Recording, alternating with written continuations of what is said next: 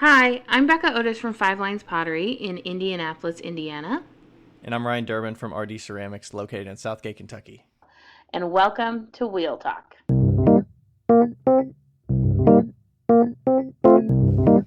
Hey guys, we've loved answering all of your questions so far. If you'd like to hear your question on the podcast, please send them to us on Instagram at Wheel Talk Podcast or by email to wheeltalkpodcast@gmail.com. Thanks. Okay. Now. All right, don't touch it, Becca. I'm going to click on to Skype instead. There we go. Yeah. All right, hello. Hello. Hi. Hello. Hi. We're live again. Yeah, I messed up the last All time. right. So. At least you figured it out like a minute in. Yeah. We didn't go, 10 minutes and then you're like, okay, shit. Back. Yeah, that would be something I would do anyway. Hello. Hello. It's been a week and a half. We talked last week on Monday while I was in Memphis. And Did we interview that day or yeah, were we interviewed Hope. Okay, yeah. And then we didn't do anything later that week because We took a break. We were pretty caught up too, and I think you were traveling and stuff. We are really caught up, and it was Brandon's birthday, and so we went to like an escape room and did all. Have you done those before? I have never done one before, and I went with like veterans, like escape room veterans. Okay. Essentially. And were you with the kids and stuff too, or just the adults? No. No. Okay. They had a babysitter. That would be a hot fucking mess. Yeah. Maybe if they were in their like preteens or teens or something, it would. Oh be... yeah, once Paige Okay. gets to like 10 to 12, she's gonna be great at that kind of stuff because she's real smart. But yeah, I went to Memphis last week and came back here and did an open house thingy, made some money, and then had my birthday. Made some more money and still feel like I didn't make enough money, and then here we are. You're doing a studio crawl thing this weekend, right? Yeah, I forced. So you got another opportunity. I that was kind of sporadic, wasn't it? I forced myself on Rebecca. I was like, "Oh, really? No, not really." But I was like, "Hi, can I come and be at your space?" And she was like, "Yeah, you can." So we'll see how that goes. And yeah. I mean, it's funny how you change your options of what you're doing when you need money, right? Oh yeah. Because you're like, I sworn off shows, but now you're like, I'm doing some stuff. I know, like, well, I've sworn off big shows because I didn't get into any of them, but I did get into a few smaller ones, so that's good. It's not like I don't like shows, it's just that they don't like me. What can I say? But, yep, still trying to do the online thing, still struggling, but that's okay. It takes time. It's little by little. Yeah. Yeah, I mean, it's hard to judge like you do an Etsy update. Most people that are going to flock to it initially are going to be people that you already are communicating with on social. So, yeah. I mean, you're not going to get an influx of just randoms that are coming to your Etsy shop. Right. Unless you're doing amazing at tagging and everything. But even then, like, you got to give it a couple weeks to, like, let it trickle. Yeah, I'm not great at tagging, so we'll see how that goes. Did you already have some listings that were pottery, or were those your first pottery listings at all? Those are my first pottery listings. Okay. So did you use all 13 tags that Etsy allows? What do you think? Do you know what I'm talking about? The keywords?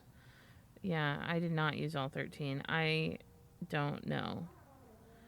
Okay. I think that when I started it, I was thinking like it was square kind of, and what I should have done is had Andrew like done my first post. I can give you a way that you can update them easily. Oh, you can? Without having to manually go through. Yeah. Okay. The best way is probably to use Quick Edit, and this will be good for other people too. Yeah. So you can actually type up a list into like a note or whatever and comma separate it. Okay. And it'll add a new tag at each comma. Okay. You might need to go into Quick Edit. Do you know what I mean by Quick Edit? No, but I'll figure it out.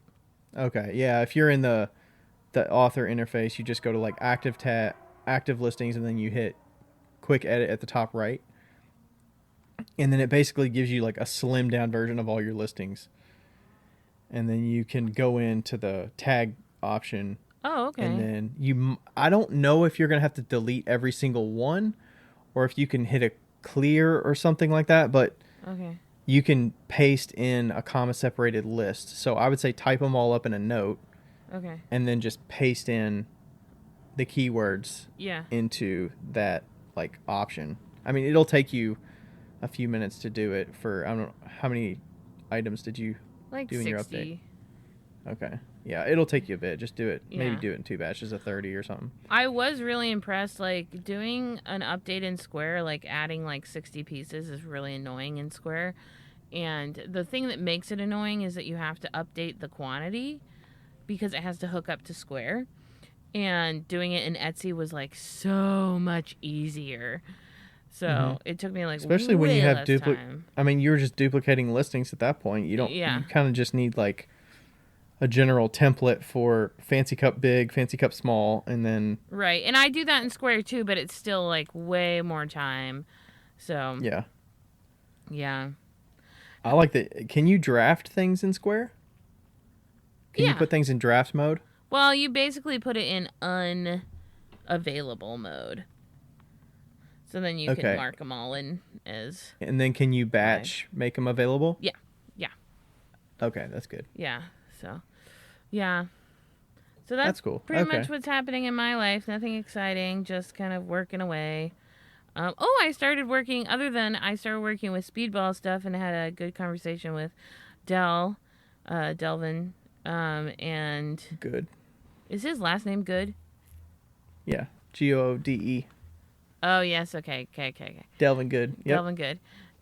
D Good Art. Do Good Heart. Yeah, I always thought it D was. Good Art. Yeah, whatever. It's Do Good. Let's be honest. And had a really lovely talk with him today, and he's like running the speedball ceramics situation, and Yeah, I now don't think he officially announced it publicly, but well, I was on the talking shit thing, and they said something. well, I just mean like in a post or something. I don't know that he did. Oh yeah.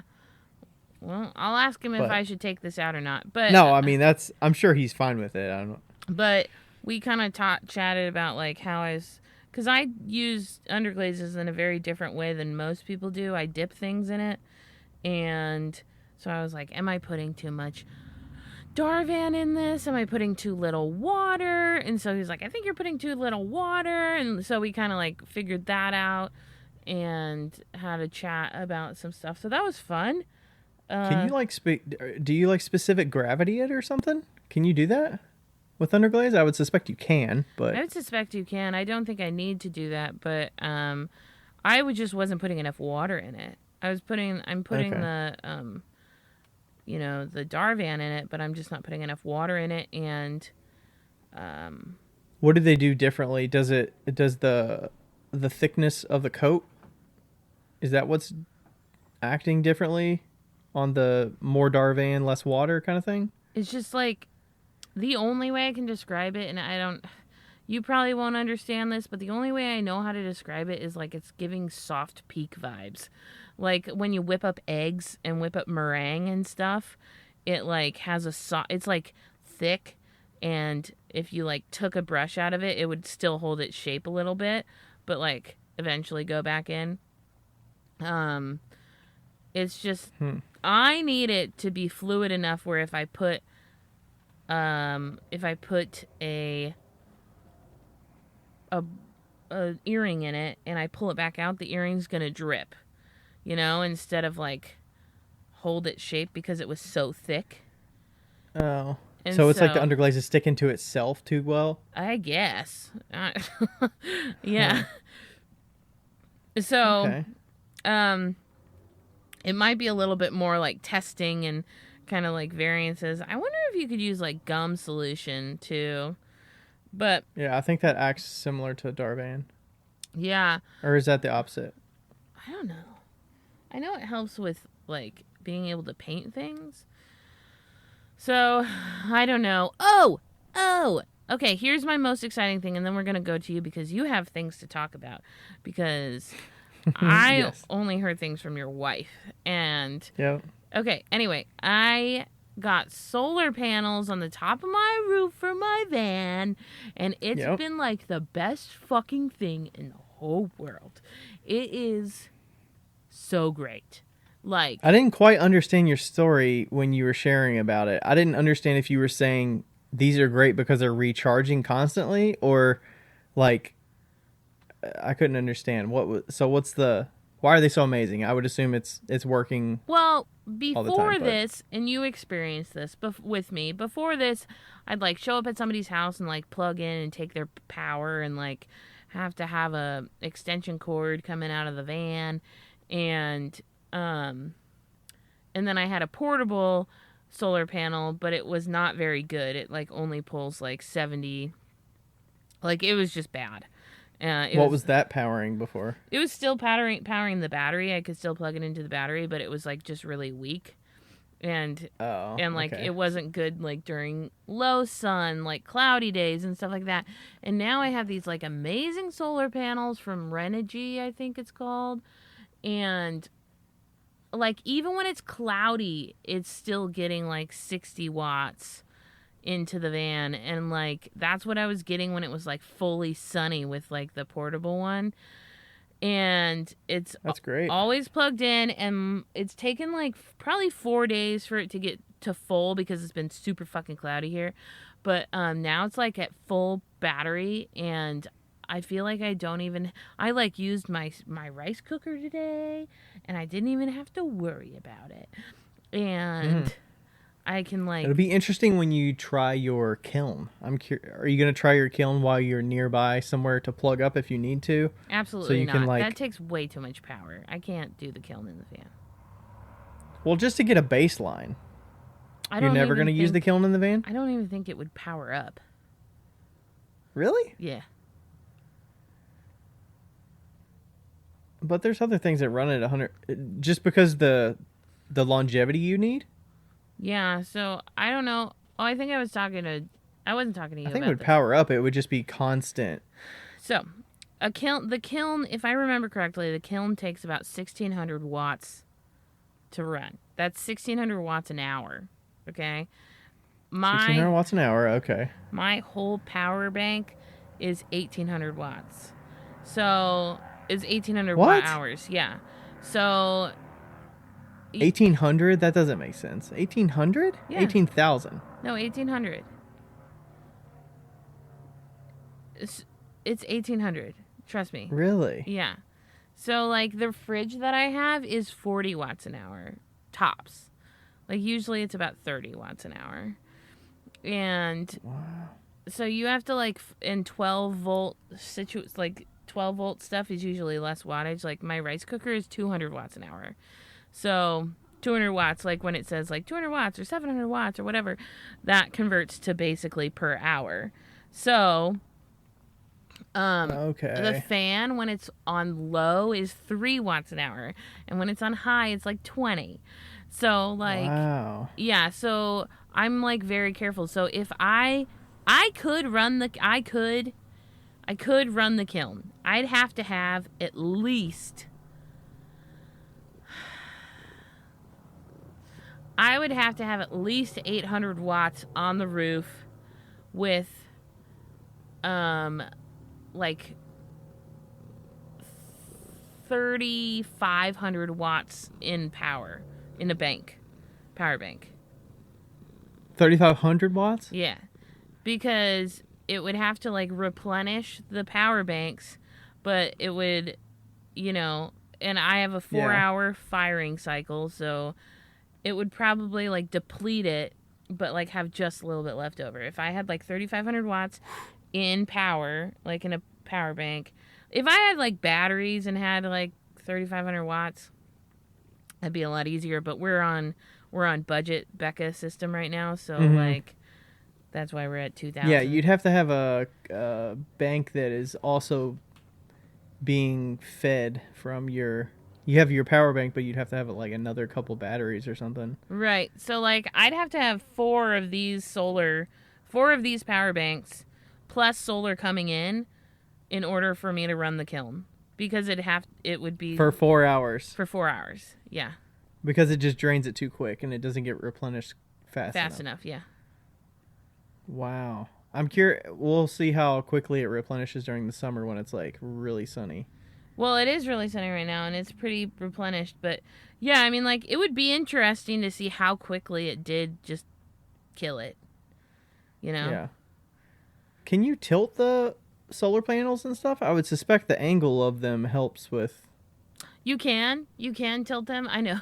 RJ, my landlord, was so upset with me. He was like, why didn't you put like little tilted things? I'm like, RJ, how am I going to fucking tilt them up and then tilt them back down? And he's like, that's fair.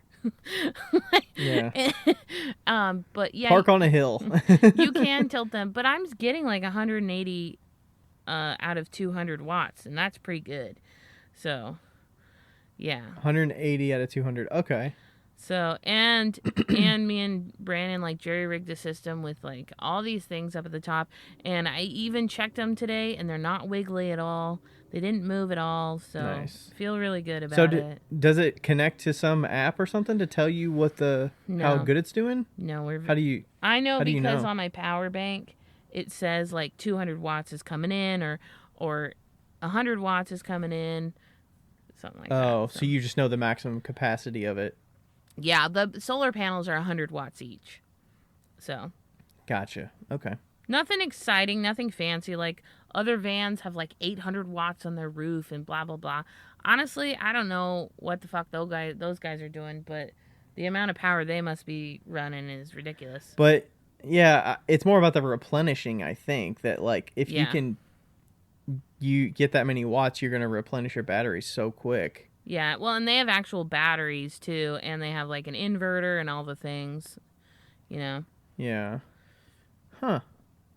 Yeah, it's crazy with technology these days. I'm sure the density, kind of like phones with pixels, like the amount of energy that can be captured through the size, like the square footage of solar panels is probably so, and there's such a range of prices and quality that you can get, I'm sure. That it's wild. Yeah, it just gets better and better, and then the electricity like conversion and stuff like that to be able to actually pull it and then convert it and store it and all that. Yeah, it's crazy. Yeah, for what I have, this is perfect, you know. I don't find, I mean, like in the summer I'm sure I'll be using the fan a lot, so it'll be working I mean, that fan, that's pretty good. 3 watts for 3 watts an hour. That's the lowest setting, yes. Yeah. It doesn't even register. How many settings are there, though? There's a few. Okay. Yeah. Wow, that's cool. Yeah. Yeah. So anyway, let's hear about your life this week. All right. Got some updates for you. Let's take a drink.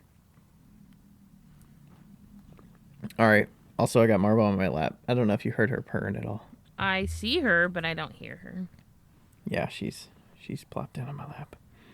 All right, so we didn't talk since early last week. So went to Louisville over the weekend. Okay. And went for my birthday get together because we didn't celebrate with family or anything. We were in Cincinnati still during my birthday itself. So came back into town to celebrate that. And before we did that Saturday, I went to the Cherokee Triangle Art Fair. Yeah. Which was really nice, actually. I'd never been to it. It's kind of like a mini St. James Art Fair. Okay. Which St. James Art Fair is the one in the fall that's in Louisville. That's like the biggest one in Louisville. Yeah. It's a really huge one. One of those fancy ones that I'm not going to even apply for probably because it's just such a cluster and there's so many people and there's like, it's like herding cattle out there in the streets. That was the Cherokee Triangles one is one of those that I've applied to 3 or 4 times. I've got denied and I got waitlisted once. So I did not get into it this year, but talked to some potters there. Had some good conversations. I talked to one lady that's actually out of, I want to say Bloomington, Chris Bush. Do you know who that is? I feel like I know that name. She does gas-fired stuff. She doesn't have an Instagram. She has a Facebook. Chris Bush? Chris Bush, Kris. Bush, like Bush beer. Yeah. Yeah, she's I think she's out of Bloomington. She knows Deanna. Then I've met her probably. Yeah, she's an older lady that she's been potting for like 30 years or so. Anyways, I talked to her for a bit. I saw her at Kentucky Crafted show a couple years ago, and we just caught back up. And I've got one of her pieces, and she was talking about the art on the square that you're doing in the fall. I was gonna apply for that. I missed the deadline by a day, but also I already have another show that I was doing that Saturday. So, but she was good to talk to, and I saw a few other artists. I saw a listener that is also a potter that's like, I follow you on Insta. Well, so I was kind of walking by the show, and I try to hit most pottery booths that like interest me, but also, looked like I could engage with them. And I was just walking by it. She was kind of on the side of her booth, sort of gazing a little bit, like she was kind of like zoned out. Yeah. But also nobody else was in the booth. So I was like, "Oh, Rachel, I'm gonna go ahead. I'm gonna go talk to her over here." So I like went up to the booth, said like, "Hey, how you doing? How's your day going? All that stuff." And she's like, "Great." She was like, "I follow you on Instagram, and I listen to your podcast." Oh, fun. She's like, "This is my third show ever." And I was like, "That's awesome." I was like, "Where are you from?" She's like, "I'm from here in Louisville." I was like, "That's great. How's the show going, and how's your day going, and all that?" She's like, "It's been really good. This has been a amazing show and all that stuff." I'm trying to remember I know part of her. I think it's AVP is her Instagram. It's not JPL. AVP Pottery, I think. Okay. I feel like I should know this. I'll look her up.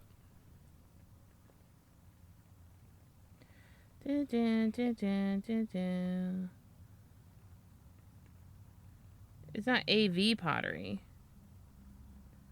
Oh, it's not AV Pottery. It's 3 letters. AVR. AVR. This is probably terrible audio, but... Look at you. Phelan. ARV. Oh my god. Gosh. Oh my god. Who are you?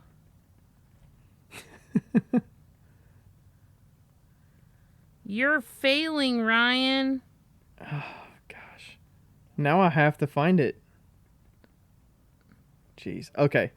Anyways, I was talking to her, and I ended up getting a mug from her. She had nice shelving, and yeah, she was great to talk to. Oh my gosh, I'm about to find it. ANF. I'm sorry. ANF Pottery. At least you got the A part right. ANF. I knew the A part. ANF. It's not her initials. It's actually her child's initials. It's the first of her 3 kids. N is in Nancy. F is in falafel. Pottery. Yes. ANF Pottery.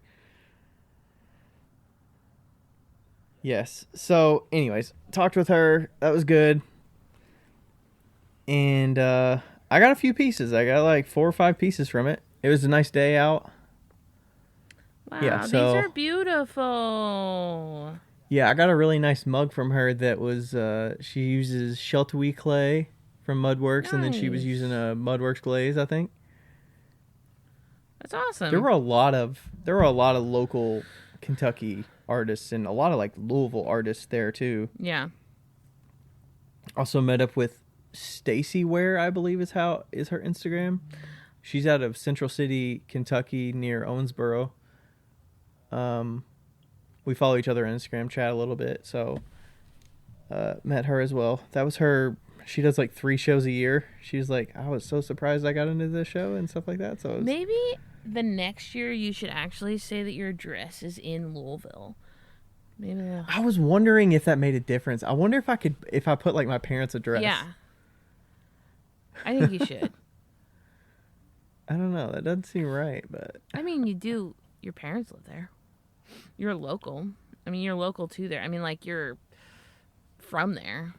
You know, it would be one thing if, like, it was like me, like, saying, oh, yeah, I live in Colorado when I haven't lived in Colorado for 20 years and I don't visit my parents, like, except for once a year. But you literally go up there, like, all the time. But there are other Kentucky artists. There's David Kring was there. He's from Lexington. Yeah. You know, the woman from Bloomington, Indiana was there. Marion Brown is from Louisville. There's probably 4 or 5 Louisville potters there. There's another guy that I saw there that is from Louisville. Nice. Yeah. Anyways, I talked to a lot of potters there that day. All right, what we really want to get down to, Saturday night, get together for the party. Dinner, family over, all that good stuff. So, I had a situation happen. So, I don't know if we talked about it on here before, but occasionally I will have fits where I'm eating something and food gets stuck in my esophagus. Yes. I can breathe, but I cannot swallow anything. Kind of gross, but I can't swallow saliva. Nothing goes down. All that good stuff. I have to spit it up and just basically wait it out. Normally, that takes about 30 minutes or so to just go down. Occasionally, it's an hour. Last time The I was last there, time it it was happened- like 3 hours. Yeah, the last time you were you were here, the last time it happened the longest, and it was 2.5, 3 hours. This time it happened again. Fried chicken for dinner. Did not bite it. Did not eat it up small enough. It is usually dried meats, stuff like that. Basically just gets caught. Only way to get rid of it is for it to go down, to get past. Yeah. You try the whole bubbly thing. You try the soda water, the Coke, the ice cream. We tried like lemon juice, lime juice, whatever. All types of stuff. Nothing worked. I ate at like 7 p.m. I was in, like, the family was there and everything. I was in the bathroom, basically just spitting up the saliva and all that for 4 hours. Why didn't you go to the hospital? Like, I would have gone to the hospital after 2. I've already gone through this for 3 hours before. That does not mean that's okay. So what happened at kind of everybody left or whatever, and then I was kind of waiting it out, you know. Ultimately, it's an annoyance for me, but it's like, you know, from what I gathered from who I've talked to about it, they were saying it's less of a muscle issue, like an esophagus muscle thing, and like, and it's more of a, it's more of like a tightness and a strict, like a closing, like a funnel where it's tightened, and you know that item just needs time to kind of to get past or to get thrown up. So it either has to go down or it has to come back up. So I was having some fits at about 11 o'clock and like basically throwing up, and like I thought it had come out because this is super gross for people to hear, but anyways, this is what was going on. And I got to a point where I was throwing up and there was a little bit of, you know, pink, a little yellow, whatever. It was like, felt like throw up. Yeah. So that, I was like, okay, that had to come from my stomach. There's no way all of that was just sitting in my esophagus still. because otherwise it was just saliva. And I assumed, okay, the thing that was in there came up, because how would this come up from my stomach and the thing not come up Yeah. with it, you know? Anyway, so throat was really sore. I couldn't drink anything. I was just like, normally it goes down and I can drink, but it was just so sore just from overwork, and Yeah. I was just basically tired of going through that for 4 hours. That I was like, okay, I'm not spitting up anymore, and then I go to sleep, and I'm okay during sleeping, whatever. Probably something about laying on my side and all that. And then I'll wake up at about 4 in the morning, 4:30 in the morning, something like that, and I can't swallow. So I can't swallow my saliva anymore. I can still breathe, all that good stuff.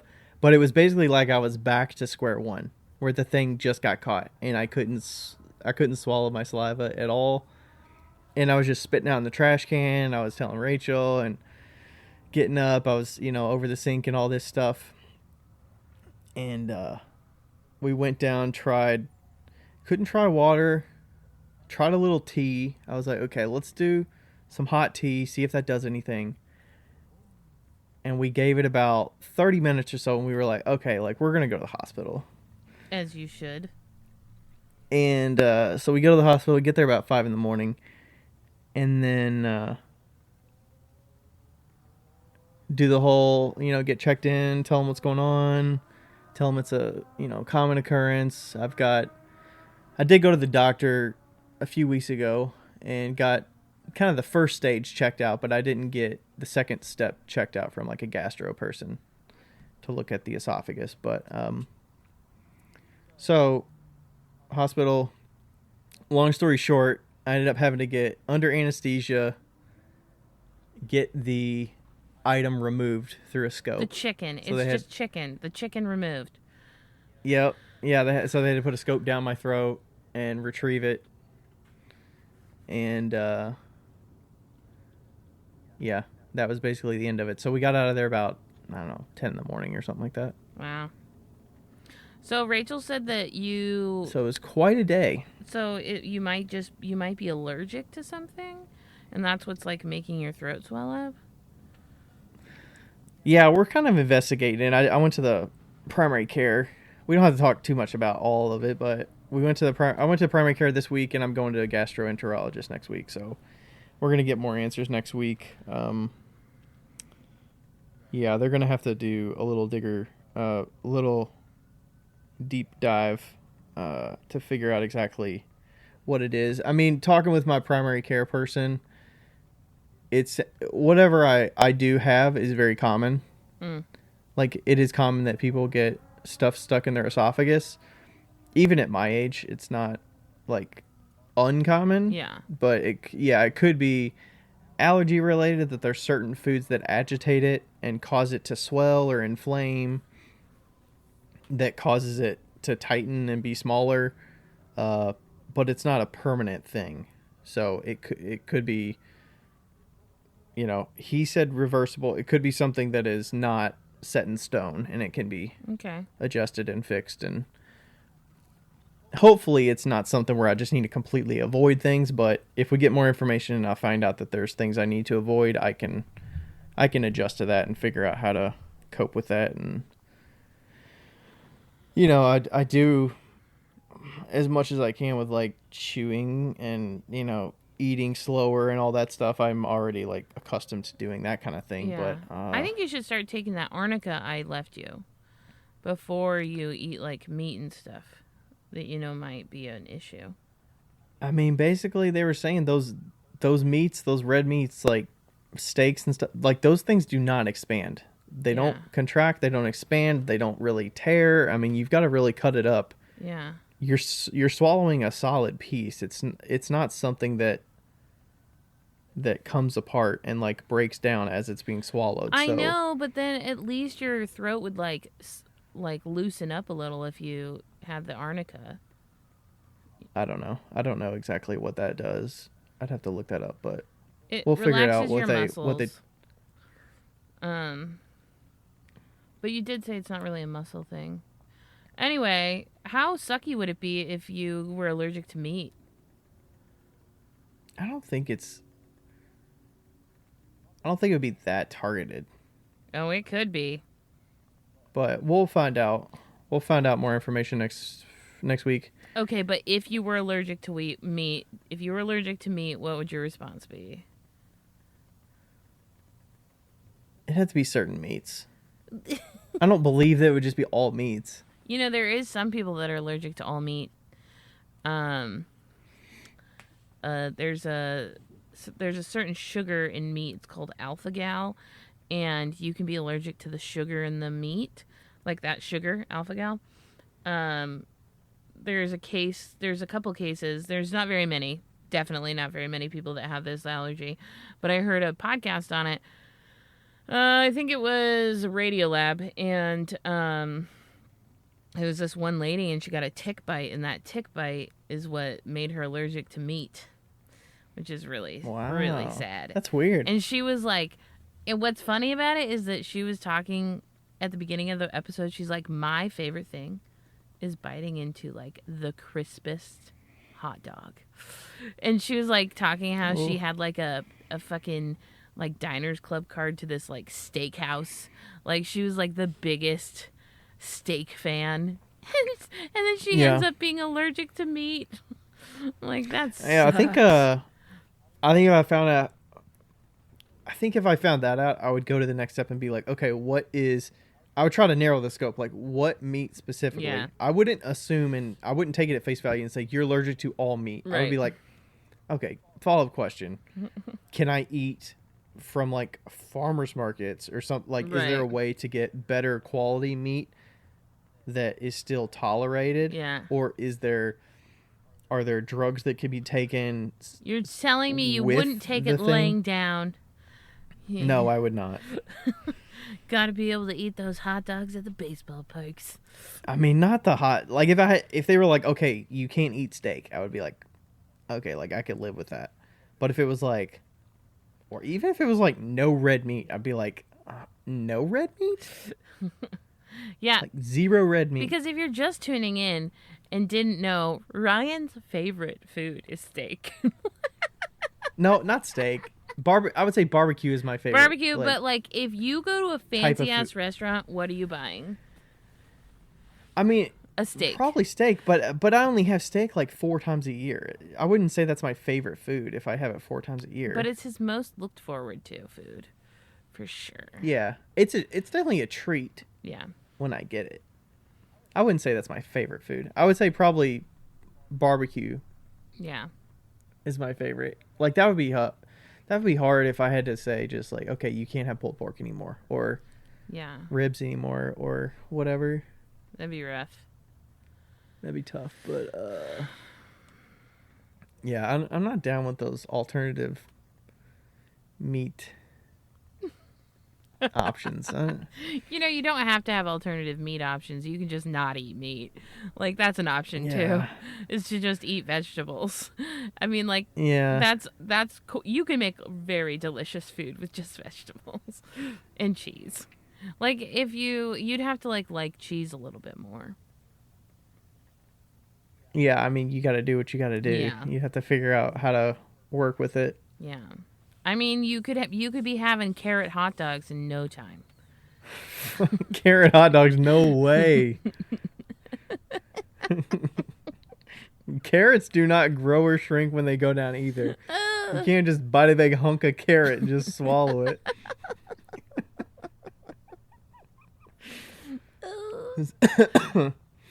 So Sunday, Monday were like Rough. all that stuff happened Sunday, Monday. Sunday, Monday were just rest. Yeah. And had to get back from Louisville too, so yeah, it was really tough. It was like soft food diets, Jello, soup, applesauce. Like my throat was just torn to shreds. Yeah. Like it felt like from that scope, I was coughing a lot. My voice is pretty much back to normal now, but Monday, Tuesday, it was terrible.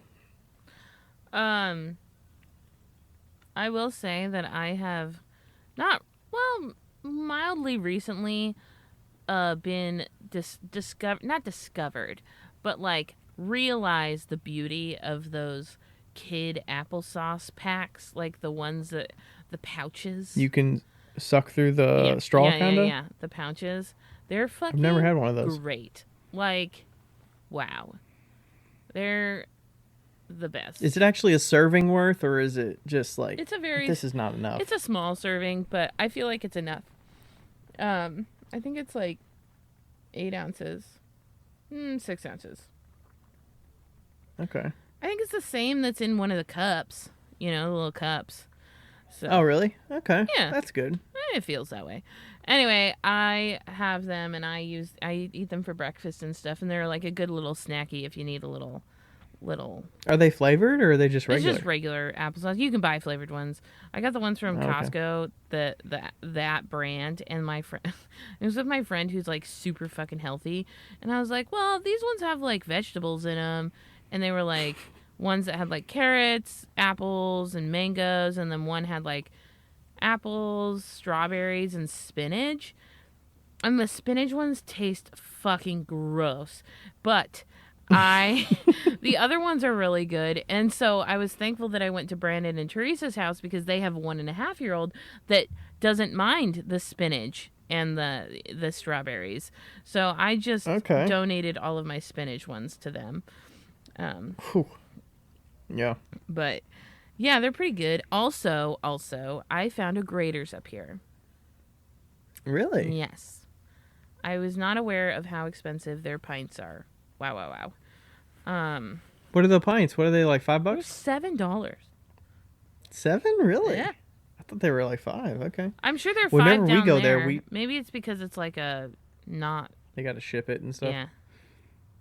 Yeah. Yes. Possibly. So I got one. We just get pint. Okay. Yeah, we just get pints when we go because, I mean, a pint's basically what you're paying for a cone and a cup and stuff. Like, yeah, whatever you get's nearly the same price as a pint. So yeah. So I have one in my freezer, and I might have some tonight. Sweet. Rachel just got some gelato that was like Biscoff cookie flavored that she kept trying to throw on me to eat because she got it on the way home from work, and I'm like, no, I'm not going to eat that. I'll eat it tomorrow or something. Oh man, we're at 42 minutes already. Oh my gosh. Sorry, peeps. We're so sorry. This doesn't happen every day though, so. That's true. That's true. Ryan doesn't go to the hospital every day. No. Okay, let's look at our first question. All right, first one is from Thistlemore. Thistlemore. How do you approach other artists about trades? Trading is talked about often, and I'm curious. Not that I feel like I want to trade, I just think I'd be too embarrassed to ask if I ever did want to. Have you ever approached anybody about trade? And does it differ if you're in person versus online? I am I will only approach somebody about a trade if they are interested in my pottery. Like if they come up and they're like, wow, these are really cool. And I will very lackluster, no, that's not the right word. Very, like fun lovingly be like, well, you know, I trade if you'd like to trade. That's what I do. I'm like, if you'd like to trade, I do that. And do they have to show a level of they're going to buy it regardless if you trade or not? No, they just have to show a level of, oh wow, I really want this. Okay. Yeah. But also if somebody says, hey, do you want to trade, and I don't know what their stuff looks like, I'm usually, or I don't want their stuff, I'm usually like, you know, I live in a van and I have too much stuff. You have an easy out now. I have a really easy out. But other than that, I used to say, you know what? I only buy things that I will use, and I am topped out on mugs right now. So I can't. Okay. So I love that. Yeah. Okay. Yeah, I think if you, it's really hard if you don't even know what their stuff looks like. But if somebody's nice, I will do a pity trade too. I don't care. Really? Yeah. it's not. How do you know? I'm guessing you have to genuinely like them to do a pity trade. Oh yeah, You can't. 100%. They can't be like they know your stuff and have known your stuff for a long time, and they really want it. Right. But they don't have anything of quality, and they know they don't have anything at the same quality. Right. And you can kind of tell from a vibe. I don't know if it's where it's Yeah. it's not going to be like they know it's not equal, but they don't like make it obvious that they know it's not equal. Right. Yeah. They're like, I'm going to get a good piece. Right. Yeah. Because then you're like, what do you steer them toward the like cheaper item that's still like your stuff, but it's not like a fancy cup, but it's like a mini fancy cup that's $50 instead of $100. Yeah. Like, would you ever be willing to trade a fancy cup? I traded a fancy cup for the gift grip. Right. Okay. Would you trade it for other people's work? Sure. You would? Probably not now, but sure. Like beforehand, I think I did trade fancy cups. Yeah. Okay. Yeah. I do think that is kind of weird though. Like well, first I want to hear how you think about what, like, have you traded and, I've traded at shows. I think a good way, if I don't know their stuff, I'll be like, they'll look at the stuff at the booth and they'll be like, I really like this piece or whatnot, and I'll be like, I'll stop by, and I try to make sure I stop by at the end of the day or the next day or next morning or whatever, look around. And usually we have some kind of rapport. Like, it wouldn't be just a stranger that I would suggest a trade with. I would already want to have some kind of back and forth. Like, I think I had that with Haven at the art show that we did together. Yeah. I think she came over and saw something and she was looking at it. And then I don't know if I actually saw her stuff before or went over and then talked to her and was... I think I did commit to a trade when she came to my booth before I actually saw her stuff. That's because she's I think I the looked her up on cutest Instagram. goddamn human you'll ever meet in your life. Like, Haven Tunin is the cutest human. She's adorable. And I would trade her, in a second. She's one of those examples where you're just like, yeah, I'll trade you. Like, her stuff is really cool, thankfully. But if it wasn't, it'd be like, my loss. Yeah. So I ended up going over to her booth the second day in the morning before the show started and was looking at her stuff, and then I ended up getting she knew there was like an equal thing because she was already scoping out a carved mug. Yeah. Which is a certain value. I think it was like $60 or something. And then I was looking at some of her stuff. And then I looked at another mug, I think it was like 35 or so. And then I liked another cup as well, and she was like, you should take both of them. Like, that'll equal it out. That was my next... Like, even it out. Yeah, that was my next question is, like, how do you deal with, like, an unequal trade? Like, I know what I've done in the past, and, but, like, I'm curious, like, have you ever done an unequal trade? Like, how do you settle it out? I think it's just... It's cost of doing business. It's not worth broaching normally. It's something you got to settle in the moment. You can't like wait for it and be like, I hope they're going to settle the score. Yeah. And realize that it's not an equal trade, but be like, well, this one's 60. And hopefully when you approach and you like, be like, here's my mug, it's 60. And you say, I really like this thing. Or, if it's a mug for a mug, like, it's okay. Yeah.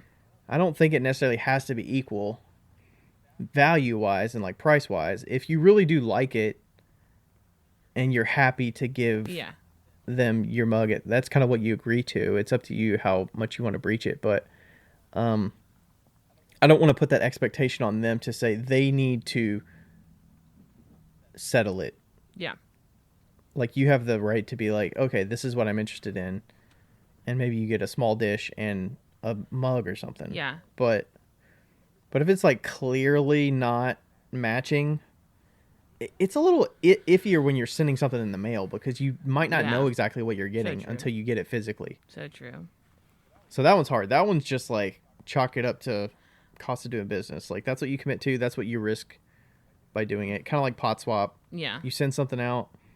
You hope you get something to be equal back, but you got to be willing to like not receive something equal back. And just realize that's part of the process. So Yeah, so like also I've traded, okay, so I'm actually looking at this cutting board right in front of me that I've traded. I traded a couple mugs for it. Let's be clear, my whole life like before this is pretty like especially in Washington consisted of trading.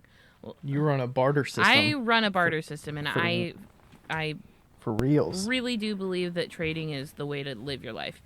So this cutting board in front of me was like $160, and it's a really fucking nice cutting board, and butcher block cutting board. And I said, hey, here's the deal. If you want to trade, that's fantastic. If you don't, I'll pay the money, and whatever you get, I will compensate the rest. So, like, they got 4 mugs or something like that, and then I paid the rest in cash. You'll pay the difference. Yeah, so I paid the rest in cash. So, if you're approaching somebody, I think that, because that's kind of what, I'm going to say his name, Japheth. That's the... Thistlemore Pottery. Thistlemore Pottery. I'm so sorry. I love all of your names. They're just so much fun to say. I think that that's kind of what Japheth is asking, is that like if I went up to somebody and was like, hi, I really love your stuff. Like, this is how I would approach it. I'd be like, I really love your stuff. And I also have stuff. I have pottery over there. Now, I'm not putting any pressure on you, but I am saying if you wanted to trade, I would love it. If you don't, I'm not going to be offended. That's probably how I would approach it, you know? Yeah. And put all your cards out. Yeah, just like put the cards out, but also tell them, hey, I understand that my style might not be everybody else's style, so if it's not your style and you don't want to, I'm not going to be offended, but I am going to buy this mug. like I am going to take this thing that I really like, but I'm also asking you if you wanted to trade for it. That'd be great too. So go in, if you're going to open your mouth and ask about a trade, be willing to pay the price of the item. Yeah. Even if they don't agree to a trade. Yeah. Is that what you're saying? Yeah. And if you're like just like the look of their things, say like, hey, by the way, I have pots over there. If you wanted to trade, I'd love to. You know, then you're not committing to anything. You're letting them come over, you know? And if they don't come over, it's fine. If they do, that's great. You know, you're putting it in their court. So that's the two different ways that I would do it. Could you... Because I wonder if it's a scenery thing as well. Like, if you come into their business and you ask them, they're caught off guard. If you approach them and say, hey, I have a booth over here. I would love for you to give me some feedback about my work. You're kind of like getting them to come into your court so that so maybe they're less, I don't know, maybe that's not as good. I was thinking if you get them on your court in your terms, get them to look at your stuff, give you feedback about it, and then you open the door for the trade on your turf, is that easier for them to say no because they actually know what they're looking at? I think or is that a direct like potentially negative reaction because they're looking at your stuff right in the moment? So if I was on the opposite side, if I was the one being asked to trade, I would want them to do it in my space. Because then that gives me the opportunity to blow them off or not blow them off, essentially. So, like... You want them to be in your space, but you can't move, so they have to walk away. They walk away to their own booth, and then it's my choice if I want to go over to that booth. or not. Okay. So You want to know going to their booth that a trade is on the table, because then I can kind of like look around, and if I don't say anything, we're not. No harm done. We're not trading. But if I go over and I'm like, fuck yeah, your stuff is great, then we're trading. You know? Okay. Yeah. I like that. But I definitely think there's a ton of different ways that you can do it where you're not threatening and you're not like, sometimes people are like, we should trade. And you're like, they're expecting you to say yes. I think it's very good to go in and say like, hey, you can say no. Like I've said it at the very beginning. Just so you know, I'm going to ask you something, but you're more than welcome to say no. I would love to trade with you. If you don't want to, totally fine. Not offended. But if you do, my stuff's over there, you know? Yeah. Yeah. I like the dynamic it shows. Plus, you have an out it shows. Yeah. Like, you have customers. You can shift your attention to customers. Yeah. Hopefully, you have things that you can be doing to get out of the situation if you need to. Yeah. But also, like, you should be able to be straight with them about trading if you're not up for it, too. Yeah. What about online? I don't really trade online. Have you had people ask you? I've traded with, well, you know what's funny is that I've traded with. What if you get a fan of yours that I've traded with Aletha Bean, but she's never actually sent me anything, but that's totally fine because I wanted her to have the things that I gave her. Aletha, come on. No, it's totally okay. Send them to me. Yeah. Oh, yeah. You could send them to Ryan if you wanted to. Oh my God. Thank you for reminding me. I gotta send earrings to. You know what? I lied. I do trade online. I'm sending earrings to, the California. Why am I blanking? See, both of us forgot names today. I have it in my brain. Is this somebody we always talk to? No, it's the one that we did the episode about, and they just sent us earrings. They sent them to you. Gosh, what's their name? Oh my God. Just Us. Yeah. Just Us Collective. Just Us Collective. Yes. So I traded with them. Mia and Joy, I think. I traded with them. Actually, Rachel gets one of those pairs of earrings, and I get one of those pairs of earrings. Yeah, Rachel already claimed her pair. That's not fair. I'm the one who solidified the trade. I get to claim the first pair. Oh, those were a trade. I thought she just sent them to us as a gift. She did, but also a trade. I'm sending her 2 pairs. I get to claim my pair. Okay, you get to settle that up with Rachel. I'm not going to be part of that. She wouldn't have those if it wasn't for me. I don't even have pierced ears, so I'm out of this discussion. Anyway. You can fight Rachel for it. I liked both of them, but I think I know which one she wanted anyway, so I think y'all can just mix them up. You get one of each thing, so you have equal. Exactly. Ugh. Anyway, so I gotta send them some. So I'm glad that I remember that. So who initiated that? Did you initiate that because you saw that they gave us? Yeah, some? I did. I think I said it probably exactly like that. I was like, by the way, if you wanted to, I'd love to trade with you. If you don't, that's fine. That sounds like the Patreon. By the way, if you want to support us, that's fine, but you don't have to. We get it. Yeah. But we'll take it. So, yeah, I just love their earrings so much. Just Us Collective. Go look them up. Gosh. So, I'm getting to a point. I mean, I do my Monday mugs. Yeah. Right? People see my collection every single week. And I'm getting to a point where people are reaching out randomly. It's not very frequent, but sometimes people will say, I need to get in that collection. Oh, shit. So there have been at least 2 or 3 people that have said, I'm going to send you something. I don't know if it's because they want to be featured or if they are, genuinely like, oh, I really get a lot of enjoyment out of seeing your collection and I would love to be part of it. And then it also can spark mug trade requests. Yeah. I have to say something, a disclaimer about the Just Us Collective. I was just thinking about that. By the way, it was a thank you. And then I escalated it to a trade. So Yeah. they're very, very nice, and they were super appreciative. And yeah, it was really awesome to talk to them. Okay, continue. So have you gotten some mugs from people that have just sent up to you? Not yet. There is one person I gave my address to that is actually from Kentucky that's going to send me something. And I just kind of level set with them like, hey, if you're going to send me something, I don't know that it was expected that it would be a trade. I think it was just, I would love to be part of your collection, something, something. Yeah. And I was like, send me something that you're proud of, that you're happy with, that doesn't have any flaws to it. Yeah. That you'd be proud for any customer to receive, kind of thing. Mm-hmm. I wasn't saying that as in I'm trying to get as much out of this person as I can, but they were a newer potter. Yeah.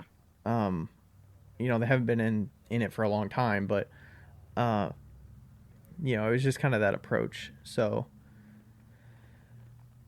but yeah, occasionally I'll get asked about trading, but I get so many messages and stuff. Sometimes it kind of gets forgotten about. Yeah.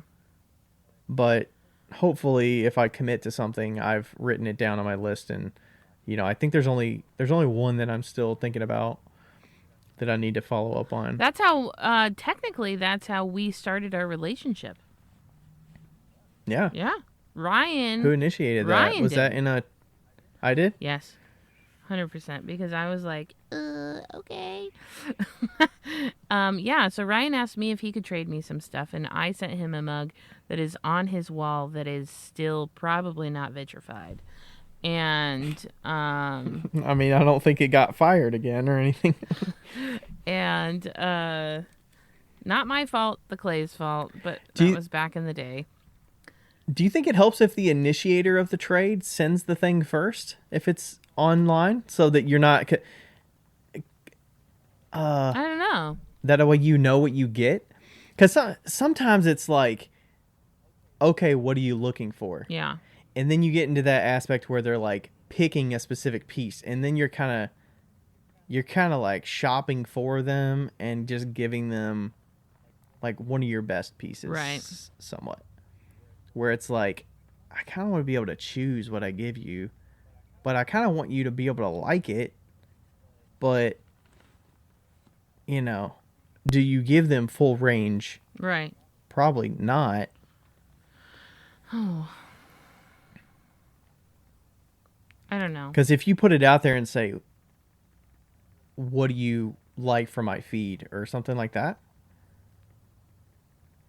I mean, I guess you'd have to put parameters on it. Say, what do you like for my feed that is not a carved mug?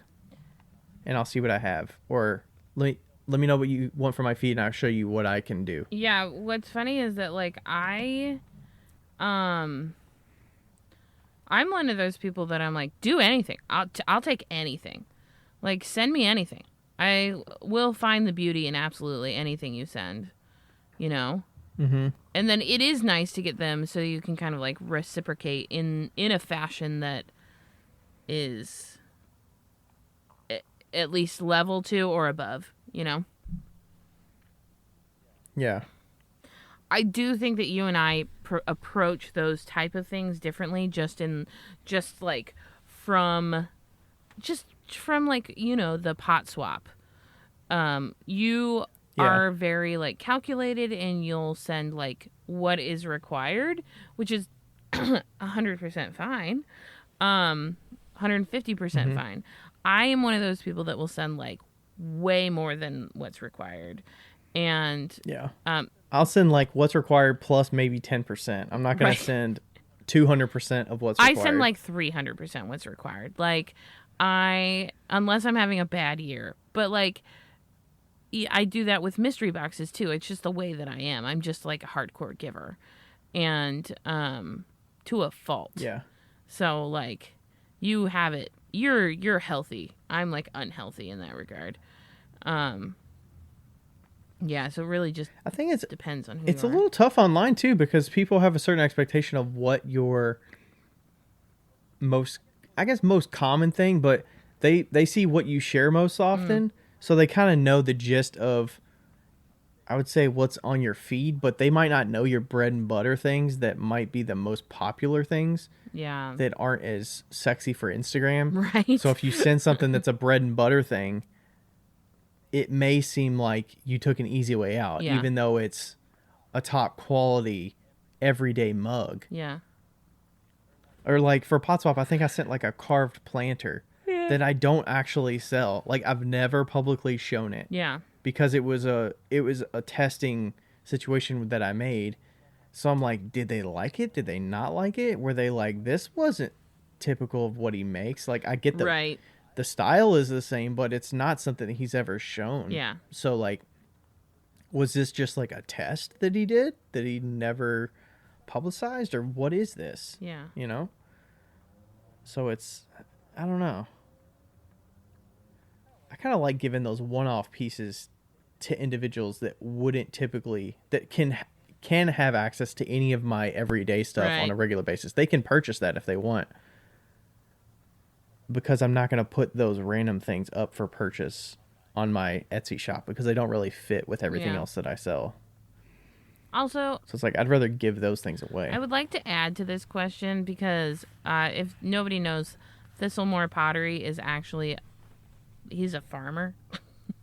And if you're not trading cheese and fucking goat milk and shit like that, you need to get on that. I would trade a mug for a dozen eggs, or like a couple dozen eggs any day of the week. Like, get on it. You eat eggs that much? No, but like if I lived in a normal house, I'd totally trade that for like farm fresh eggs, you know? Oh, maybe I should try and trade at the farmer's market sometime with the guys that make the pasta. Did you see there was a pasta maker next to me at the farmer's market last Yeah. time? Yeah, they're there every week. It was good. We got some Diablo cheese, Yum. Alfredo. Yummy. I'm gonna sneeze. Hold on. It was so good. Yeah, it was very tasty. I would consider like trading.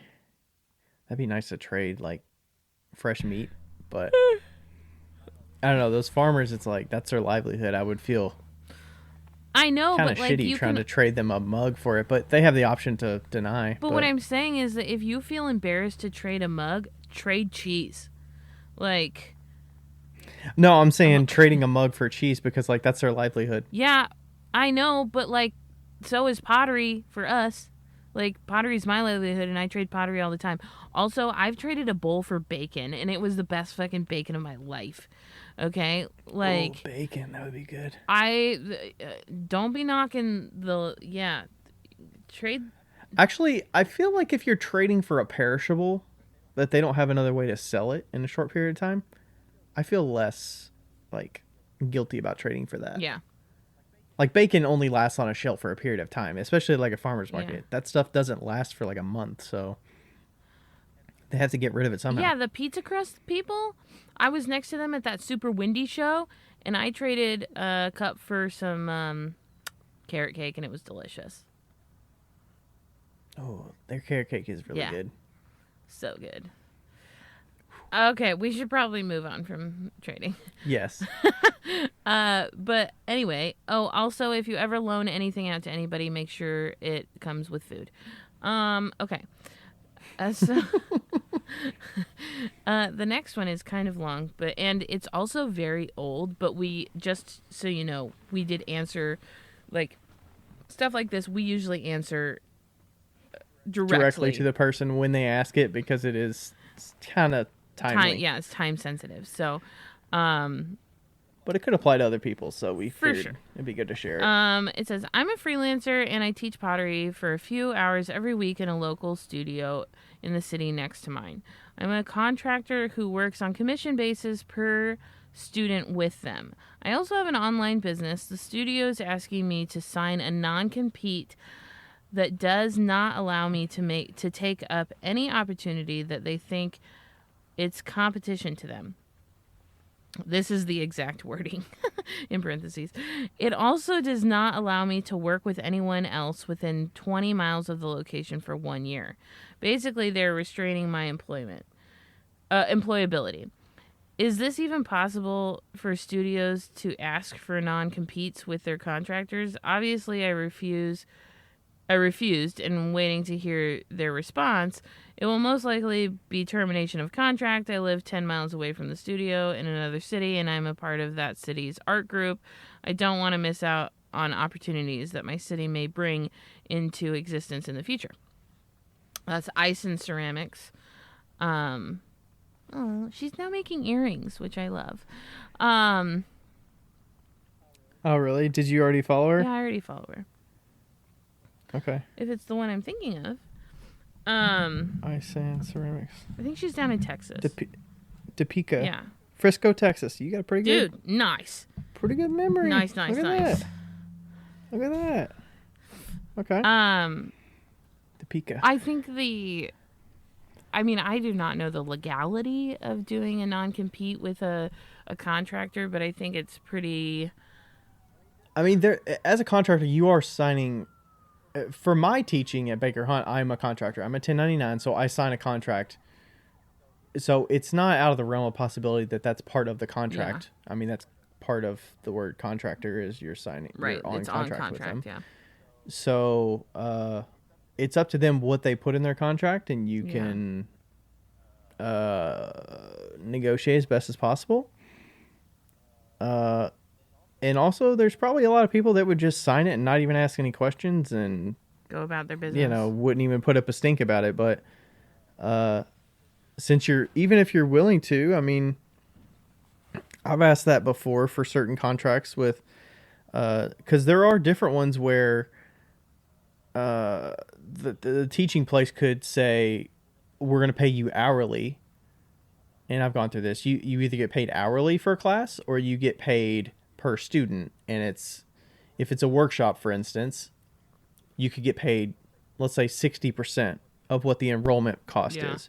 So you actually get a seat at the table of what you charge for the class. If it's a workshop, usually you're setting the curriculum, you choose what it is. You have skin in the game of what you charge for it. You can help market it. You want to get as many people in the seats as possible because you actually have skin in the game of you get 60% of every seat that's sold. So like that's part of something that you could potentially negotiate if the contract allows for it, and you can adjust the contract just for you. I mean, just because it's what they're offering you doesn't mean you have to sign it exactly how it is. Yeah. I think it's in very poor taste to do this. Yeah. I think the non-compete is probably referring to the teaching aspect. Yeah. You can't teach in competition to me. But it sounds like they're saying you can't even teach at other studios. If let's say you're a part-time teacher and you taught one class at that studio and then you went to another studio that's 10 miles away and taught at their studio. Yeah. It seems like, I'm trying to think from the business's perspective, are they saying that you're potentially pulling students away from their studio to learn at a different studio? I guess. I mean, I can see where that could sort of be a conflict, but I think it's more of a... I don't know. I mean, it seems like something you definitely wouldn't want to sign if you're interested in teaching more than what you can do at their studio. If that's the only option you have and there's no other teaching opportunities out there that you're trying to go for, I mean, maybe you can make that work under that contract. It just seems like a really like a schmah thing to do as a business owner, to be like, you can't go anywhere, you have to stay with us. Which, if you don't say anything, usually people are going to stay with you anyway. But if you're only getting a few hours a week, like if they're only giving you one class, like, there's no, that's like not realistic, you know? And there's some things that you can have control over and some that you don't. For instance, the class schedule and the timing of the schedule and stuff like that, like you might not have control over that. Right. you might not have control. They might have time slots already set in their schedule, and you were signed up to do this one schedule or this one class that has, let's say, 8 seats. It maxes out at 8 or 10 seats. I don't know how many wheels you have. Maybe you're doing a wheel class. There's 8 wheels and a teacher wheel. So there's a cap on it, and you can't take on another class because they already have instructors for all those other classes. Or, and then, you know, when you get started, you know there's a cap on how much you can earn because you're paid per student.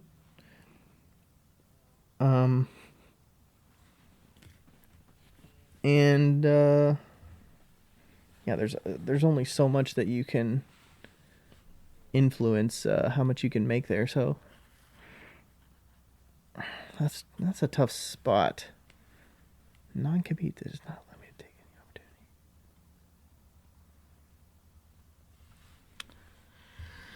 opportunity. I don't think it restricts you from selling your own work, but I think it's specifically just teaching. Yeah. Let's say you were doing this like you were teaching part-time or let's say you did this full-time and teaching was needed to be part of your salary, you know, part of your income, your regular income, and you needed to teach 2 or 3 classes. Would you assess your options at different studios and just see if, you know, let's say you can only get 1 class here and you're like, okay, well, maybe there's potential to grow. Heck yeah. So would you sign it at this studio with that requirement? No, I would not do a hopes? non-compete. I would definitely, like, I know somebody who does yoga, and she teaches at, like, 7 different studios. Like, why can't we... What if there's literally 2 pottery studios that you can teach at? And one of them approached you about this, and they have this criteria. If they're only giving me a few hours a week, hell no. Is it just a timing thing of, like, do you ask the other studio, and they're like, hey, do you have any need for teachers or subs or anything? And right. I'm interested. Do you have anything open? And they're like, well, we have all our teachers right now. We have all of our classes assigned. We're in the middle of a session. We have our next session planned. Here's our timing. Like, usually you're kind of on a waiting list. Yeah. Most likely, unless something happens with their instructors or somebody's on maternity leave or somebody is on vacation and has to miss a few or something like that. It's not usually a lot of plug and play with teachers, I don't think. I just think it's kind of like, I mean, maybe it's because it's Texas. I don't know. I feel like the ceramics community in Indy is a lot more non-compete like that. You know, they don't compete like that, essentially. You know? Do you think they do that because there's a lack of... there's not as many students to go around? Maybe. And there's too many studios? Maybe. I mean, I don't know. I've never been to Texas, but it sounds like pottery's booming down there. So... I mean, it seems like if there was an excess of students or no limit to the students that could take classes, then why would you need that in place? Yeah. Or what would have put that in place? Why would they have put that in there at all? I can see. I mean, I can see where they put it in there if somebody was like poaching students from their curriculum and going to another studio. Right. And I can see it as like a business owner. I can understand why you would say this. But I also I could understand like if there was like a thriving market and you had to like watch your back, I could understand how you would say this. But as the teacher, I'd be like, nah, fuck you. It seems like they could get around that by mentioning something about contacting students outside of class is not like right. You don't have access to students' emails Right, and stuff right, like right. that. That it seems like they could control that side of it, you know, whereas, you know, Baker Hunt controls the registration, they control communication with students, if campus is closed, like I don't have their emails and all that stuff. I can maybe see it on the class agenda when they come to class because they registered with it, but I don't. It's not responsible of me to take those emails and do something with those emails because Right. they've have that relationship with Baker Hunt, not with me Right. as an individual. So I can see where that could be part of the contract. If that's what you're getting, if that's the reason you're putting that in there is so that you don't lose students to other studios. Because a teacher leaves to go to another studio or they teach at a different studio and they're like, well, I'm just going to take that same teacher's class at a different studio because I really like that teacher. Yeah, but like, isn't that the point though? Like, if that teacher leaves that other studio, why are they leaving? Right? Like, are they leaving because the studio was bad? But are they, or are they? I mean, there's reasons why you teach at a different studio, right? It could be that you're not getting enough opportunities at that studio. Yeah.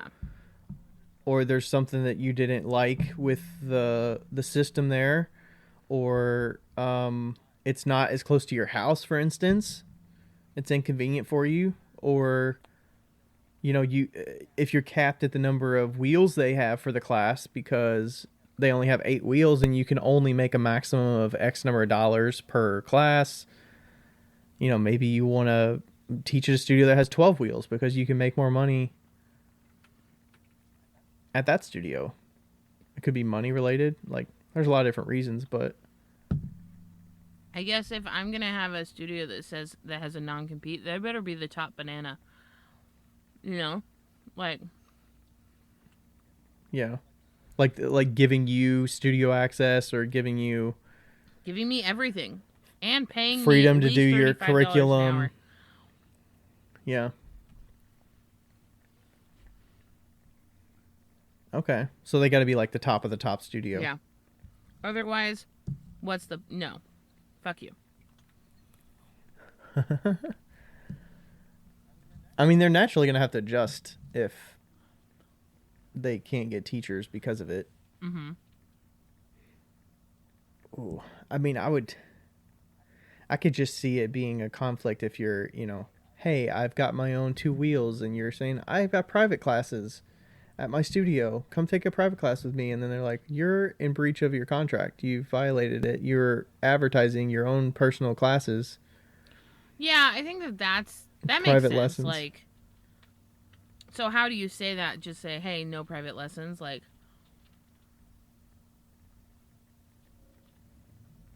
maybe no poaching students. I think you have to approach it as a student angle because you have your own audience. Who's to say that what you have to advertise is always the one place you teach at? Why can you not try other avenues Right. of making money through teaching on your own? Like, there's nothing in my contract that says I can't do a private lesson at my home if I want, and I can advertise it. Right. But it seems like a scarcity thing that, like, the reason they would have it is there's a scarcity of students and potential, and they have issues with filling classes up, so they do it in a way to protect their enrollment. Is the way I see it, because other class options in the city threaten the students that are potentially going to take classes in that city. Yeah. And if there's only, let's say the whole city has a total of 5 pottery classes in a week and they have 4 of them, they have way more potential for people Googling pottery classes in Cincinnati, Ohio. Yeah. Where there's a studio that has, than a city that has 20 pottery classes every week. They have way more of a chance of getting those students. I don't know. It's a tough spot to put a teacher in. Yeah. I think that I'd probably, excuse me while I'm eating ice cream. I think that I would probably, like, if I got this contract and it did have that clause in it, I'd probably, like, approach them and be like, can we talk about this? What are you afraid of? Yeah, I'm curious what the reasoning is for this. Yeah. Very curious indeed. Does not allow me to work with anyone else within 20 miles of the location for 1 year. For 1 year. Yeah. So even after you're employed or you leave? Oh, I don't know. Oh. That doesn't that's sticky. I wouldn't want to do anything like that where it's past your contract itself. Like if you can negate your contract and say, okay, well you're still technically under contract for a year on the teaching front. That sucks. Yeah. That seems like you're if that's the case, it seems like you're nickel and diming somebody that's already like small business owner. You're tying their hands on stuff probably not that getting paid enough anyway. it's yeah.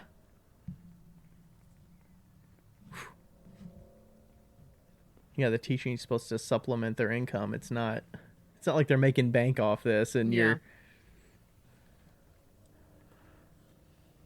like, yeah, they're a big threat to me for a year. Absolutely. Yeah.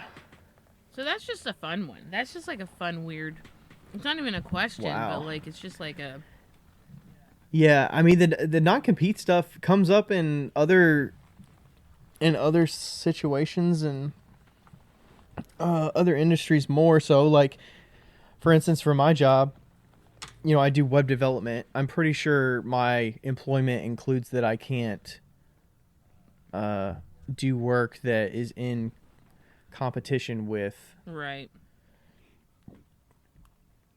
It's not saying like you cannot use your skill set outside of your day job that you get paid for to make additional money, but it's more like you can't do things that compete with our customers and that goes against, you know, like you're going around what your day job is to. Right.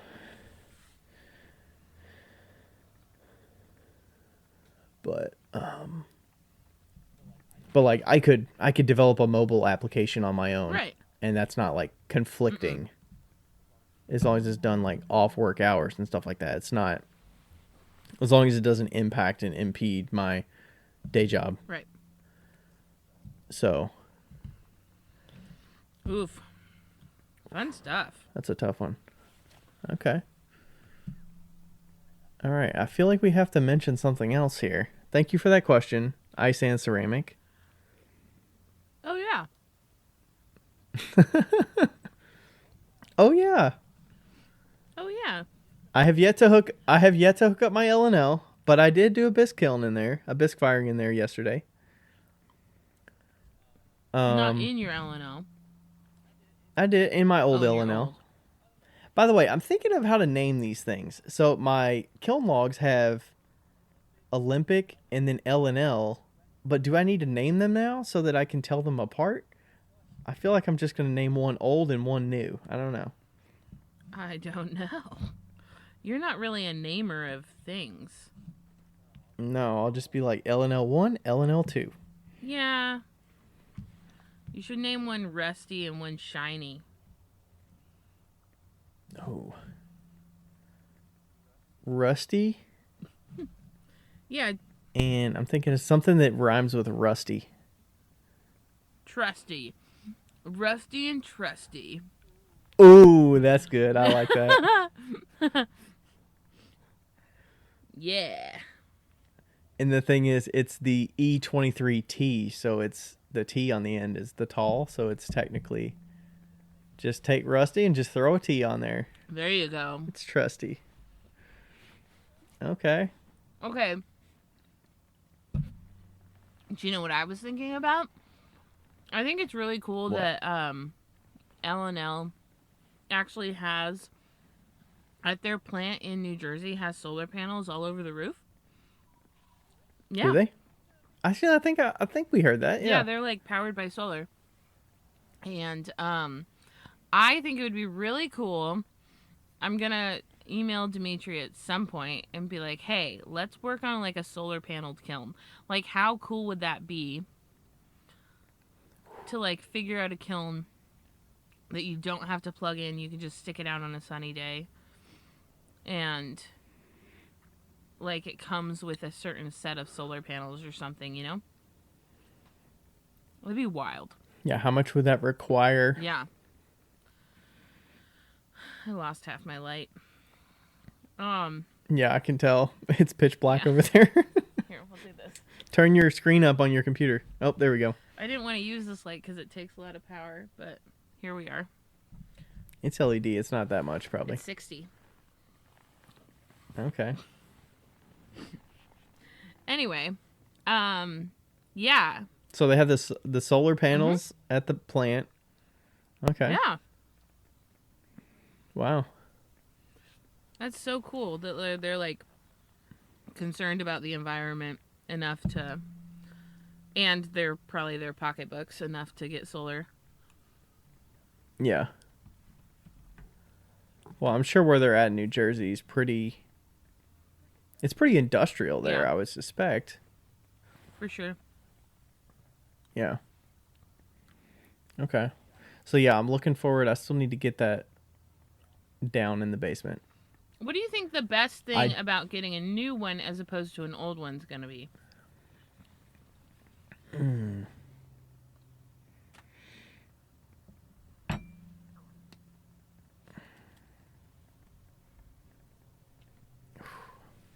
Come on, we're on the air.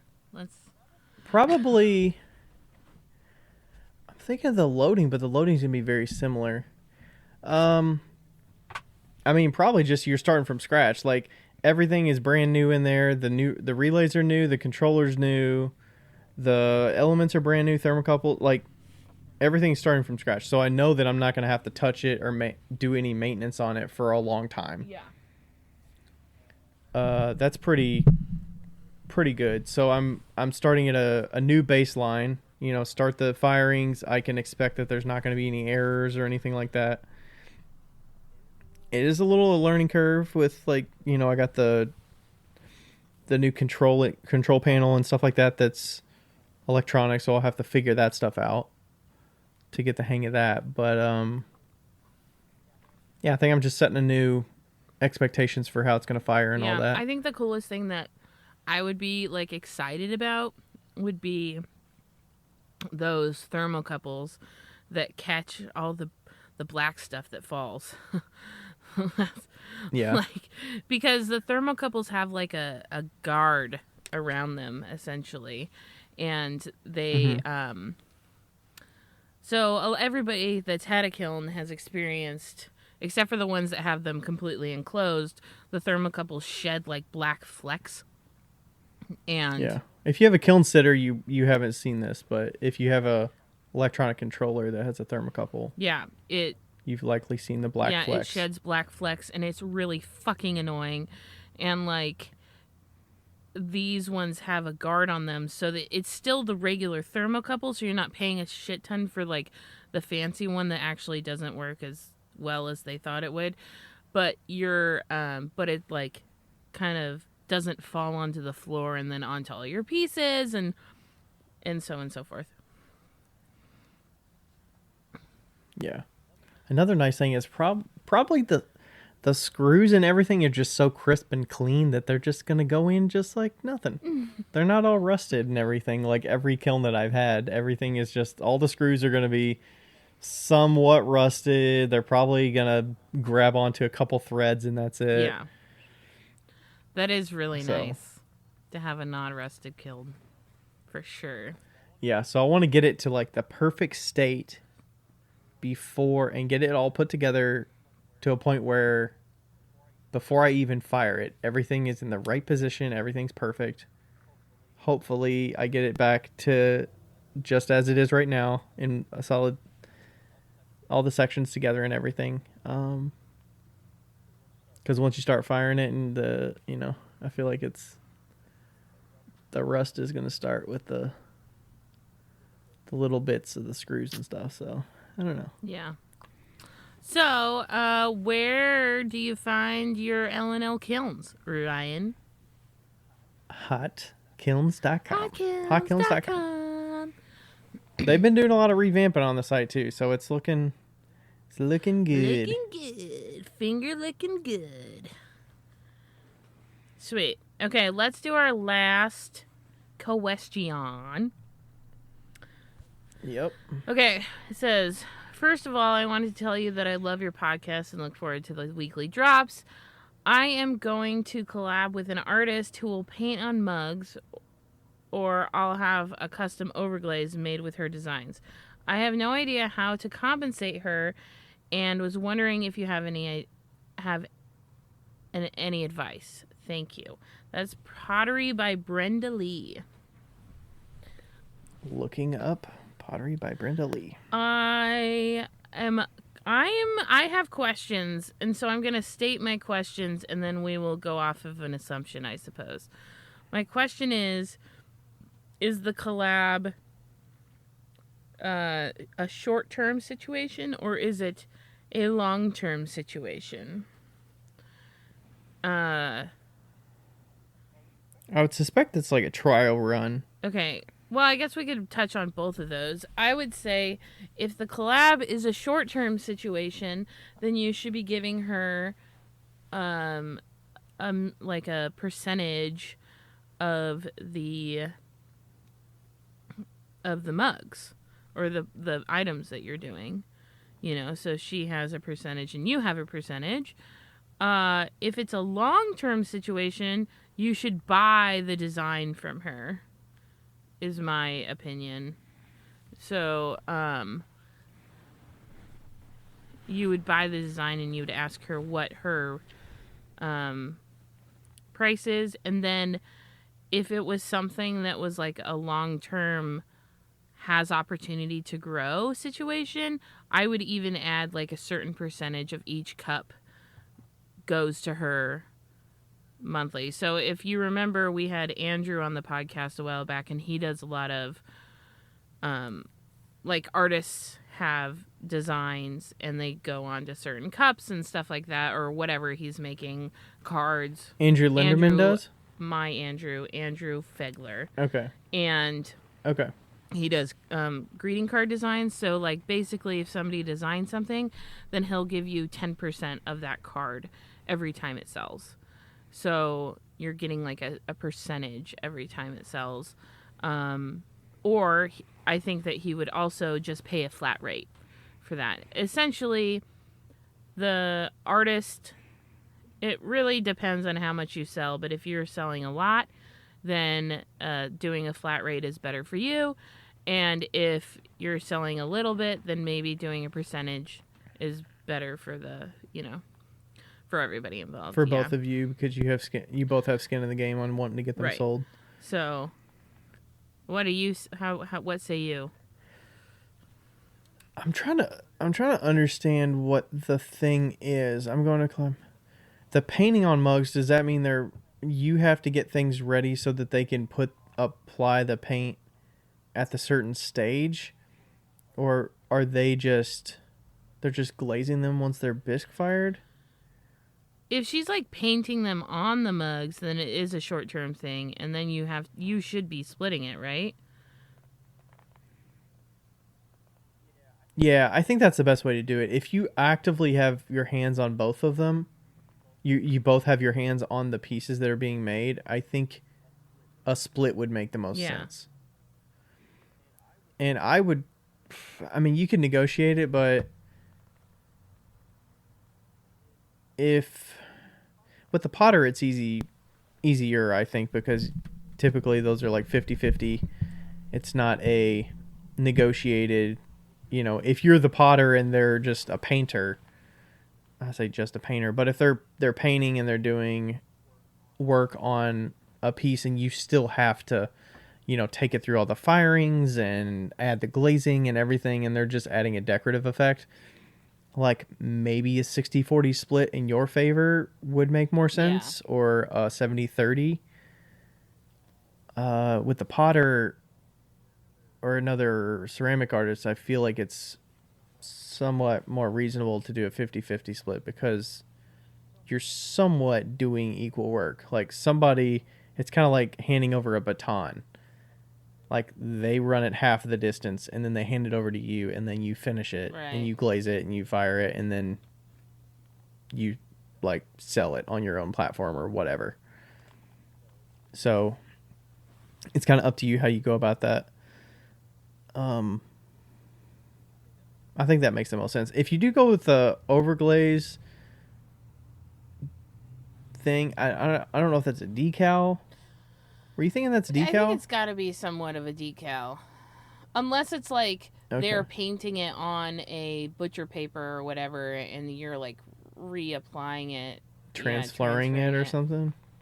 Then they have to figure out how to Okay. do it fucking backwards. So like, Yeah, that's a little hard. I was thinking about that with like I was talking with Amruta in the past a couple years Yeah. ago, and I was like, what if you took your designs and painted them on newspaper? Because then you're getting into, they have to understand how your materials work, right. how to apply them at the right stage, and that learning curve there, and then you have to take that thing hopefully at the appropriate time, and then you have to apply it onto your piece in the right way. So in that aspect, I think they kind of earn more of that cut. Yeah. Closer to a 50-50 if they're going that route. But if you're taking a design that's being printed, like an overglaze decal, you have to pay the cost of the printing. I think you definitely go with that flat rate. Yeah, because you know what's interesting is that like if you were to have an artist paint on your mugs, it's to them it's no different than painting on a piece of canvas, you know? Yeah, there's no pre-stage and there's no post-stage on a canvas. Right. Your mug is the Your canvas. mug is the They're done canvas. when they're done with the painting. Exactly. So like to them that's a very valuable painting to them, because it's on a canvas that they didn't necessarily make. Like most people don't make their canvases anymore. So like it's the exact Plus it's functional right, too. it's the exact same feeling. So I think to them it would be it would be more valuable than what I would perceive a potter like looking at a painter, because we have so many processes in our like there's so many things in our process that like we're like, oh well, it's just like the top. It's just like the color on the mug, Yeah, but it's not the throwing, it's not the drying, the attaching a handle. So like you're making the canvas and they're making the painting. Like they're two very separate things and very valuable things in their own regard. And that's something that you definitely have to think about. Would you ever go to like a per piece thing? Would that make sense? I think it would make sense. Maybe that's valuable for them to say, okay, it's up to you how much design you want to put onto it, in agreeing that you will make $30 per piece. Yeah. And then they can choose how much detail or not detail to put into Right. it, knowing that it will represent them in the end because it's being tied with their name. If they want their name, they could also have a say in whether you advertise their name or not. Right. Then you're kind of getting into this weird little wholesale situation where you've paid up front for it. So it really depends on, then you're at least paying them for the work that they've done, Mm-hmm. And then it's up to you how you Right. sell it. And I kind of like that in a way because I like it in short bursts. Like I don't want to commit to saying, okay, I'm going to have you paint 20 mugs this month and we'll see about the future. Right. Because you're like on the hook for that.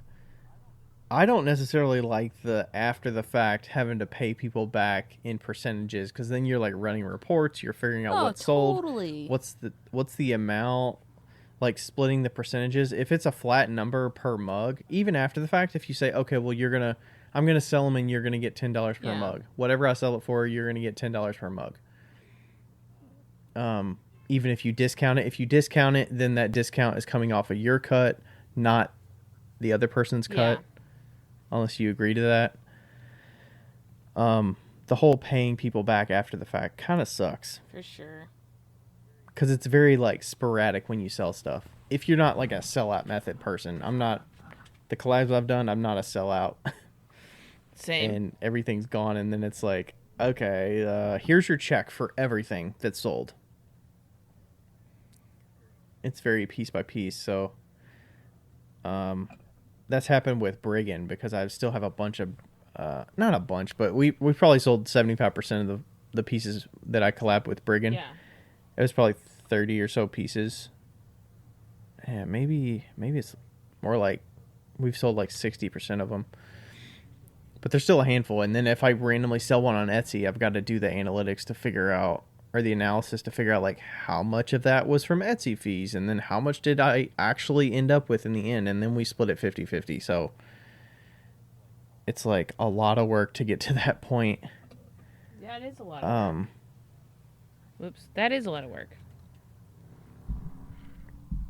And then you got to send checks out and stuff, so it's there is something that I related this to that is actually something I'm working on, and I could probably talk about it here. That's fine. So I've been working on a project to get marble on a mug. For a long time. A long time, since like September of last Yeah. year. It is May of this year.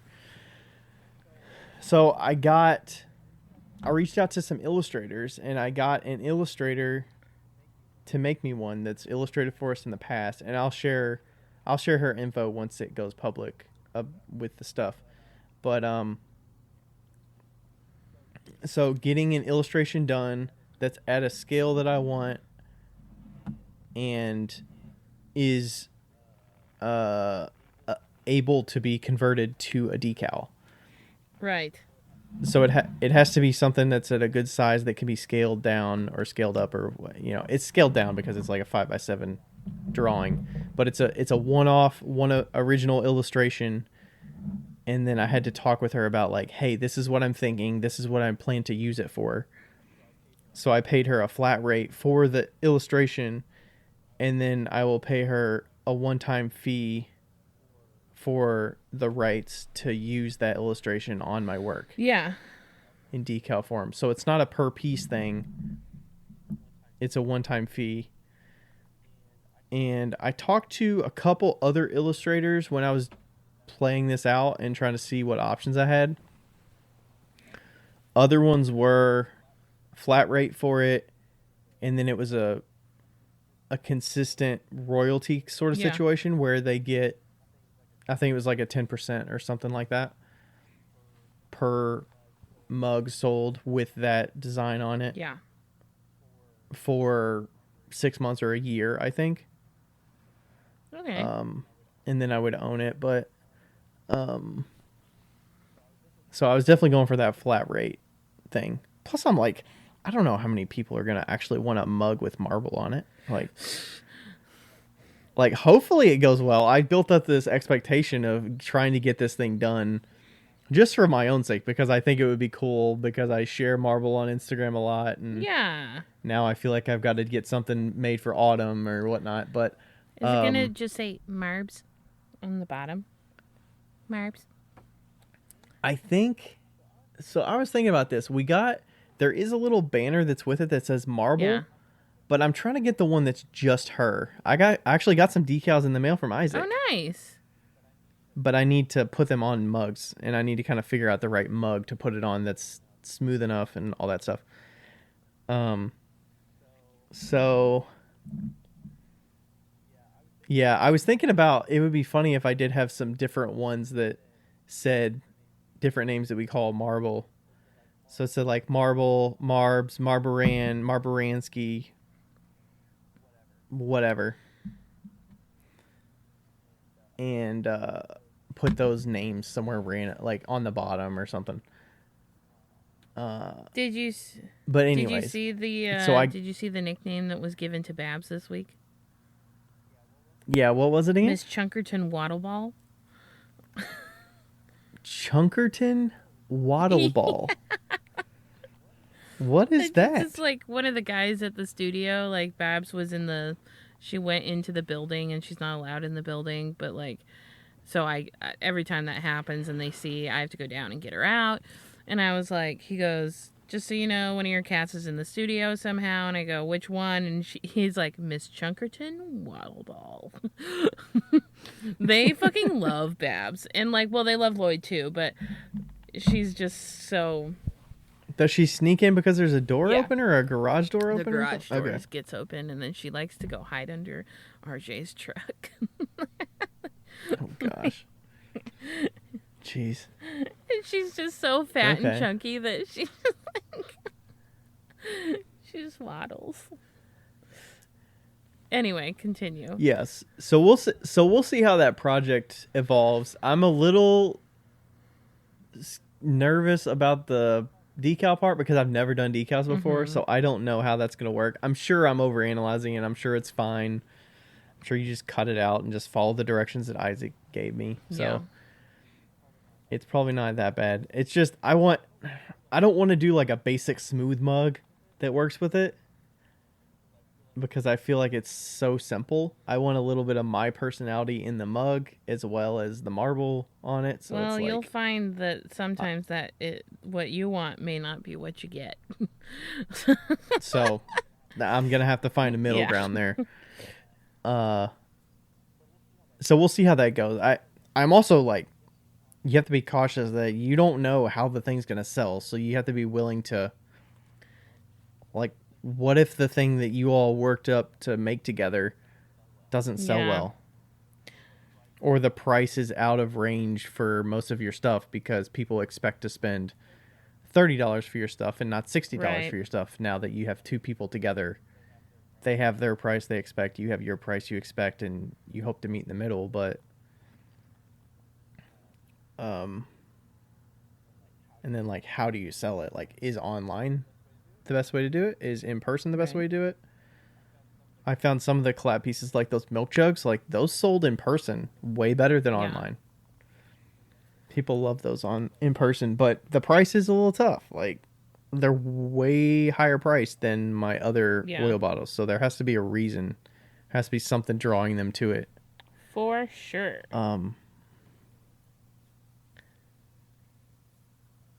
Yeah. Yeah, I think there's like an assumption. I don't know. Maybe it's not an assumption that when you collab with someone that it's just going to sell amazing because it's so unique and so Right. never going to happen again, that it's going to sell quickly. But I don't know. I don't think that's a given. I think there's like Justin Rawshank does collabs all the time. He still has some collabs that he has for his April Fool's Day sale. So I'm sure there's some collabs that stick around and don't sell immediately. And then they sell at 50% discount when his April Fool's 50% off sale comes around. And it's like, okay. Like, it's the way we got rid of it. Like, okay, we collabed on it 9 months ago. Like, okay, whatever. Like, would you want $0 or some dollars? Like, yeah. Otherwise, it's just sitting on a shelf gathering dust. So, for sure. So I don't know. I mean, it is nice to eventually part ways with those pieces. Yeah. When they've been sitting, so.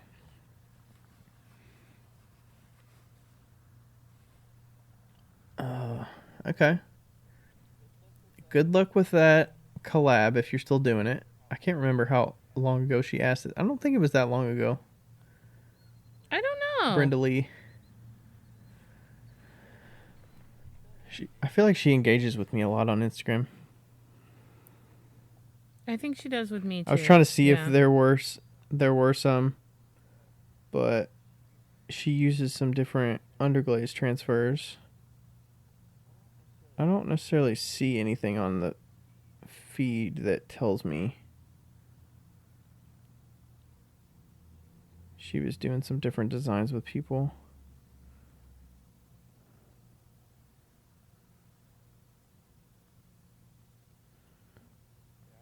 Yeah, I don't see anything.